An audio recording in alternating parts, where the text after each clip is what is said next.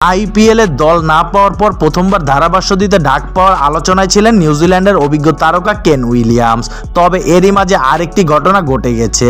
সাবেক ভারতীয় তারকা ও বর্তমান ধারাভাষ্যকার ইমরান পাঠান চাকরি হারিয়েছে কয়েকজন ক্রিকেটারের অভিযোগে। তাকে আইপিএলের অফিসিয়াল ধারাভাষ্যক প্যানেল থেকে বাদ দেওয়া হয়েছে বলে বেশ কয়েকটি ভারতীয় সংবাদ মাধ্যম জানিয়েছে।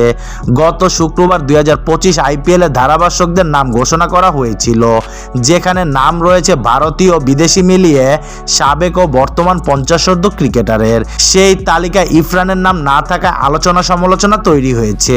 পরবর্তীতে এর নৈপথ্যে বেশ কয়েকজন ক্রিকেটার অভিযোগ করেছে বলে জানিয়েছে মাইকেল।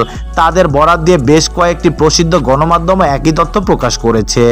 আইপিএল এর অফিসিয়াল সম্প্রচারকারী প্রতিষ্ঠান স্টার স্পোর্টস নেটওয়ার্কের ধারাভাষ্য তালিকায় ইরফানের না থাকা নিয়ে মাইকেল সূত্রের বরাতে জানিয়েছে, বেশ কিছু ক্রিকেটারের অভিযোগ ধারাভাষ্য দেওয়ার সময় ব্যক্তিগত চিন্তাভাবনা থেকে নেয়া সিদ্ধান্ত টেনে আনেন।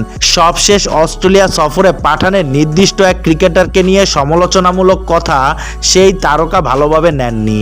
ওই ক্রিকেটার তাকে ফোনে ব্লক করেছে বলে জানিয়েছে সেই সূত্র। এই বিষয়ে পাঠানের সঙ্গে যোগাযোগ করেও মন্তব্য পাননি সংবাদ মাধ্যমটি।